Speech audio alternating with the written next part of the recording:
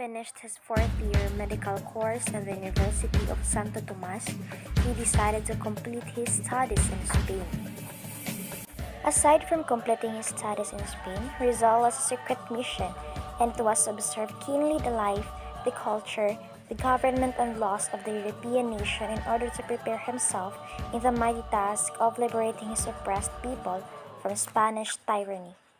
Rizal's departure for Spain was kept secret to avoid detection by the Spain authorities and the friars.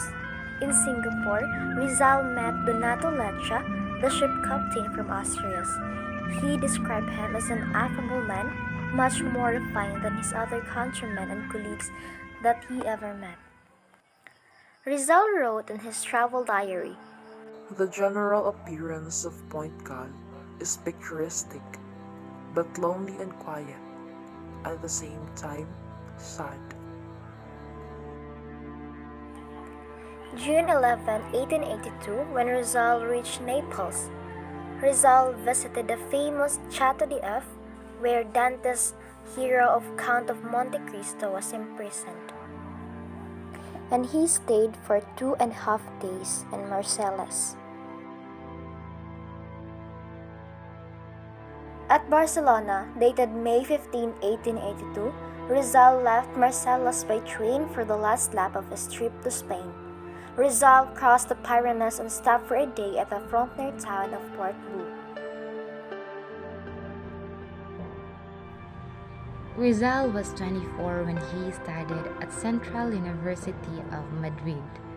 Upon finishing his studies in Madrid, he went to Paris in Germany to continue acquire more knowledge and specialize in ophthalmology, the study and treatment concerning the disorders and disease of the eye.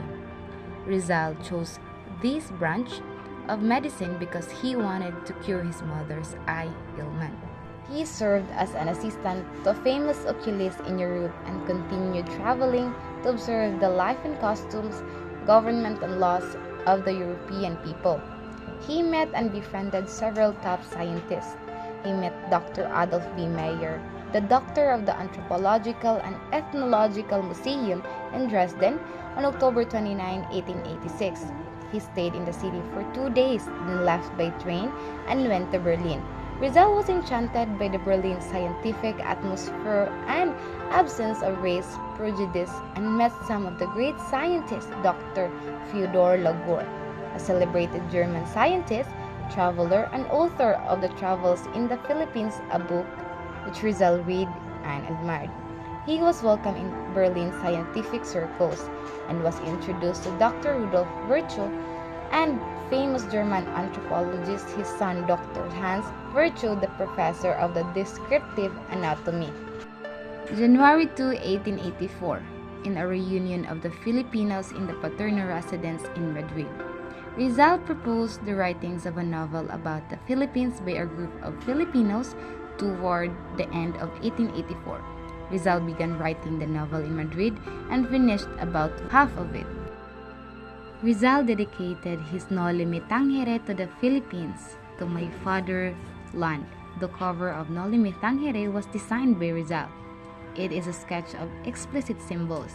A woman's head atop of Maria Clara Buddhis represents the nation and the woman, victims of the social cancer.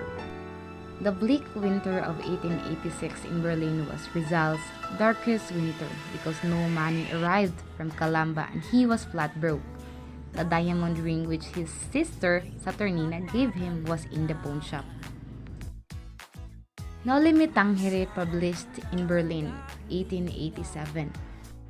March 29, 1887, Rizal, in token of his appreciation and gratitude, gave Viola da Galli proofs of the Noli carefully rolled around the pen that he used in writing it, and complimentary copy with the following inscription: "To my dear friend, Maximo Viola, the first to read and appreciate my work, Jose Rizal."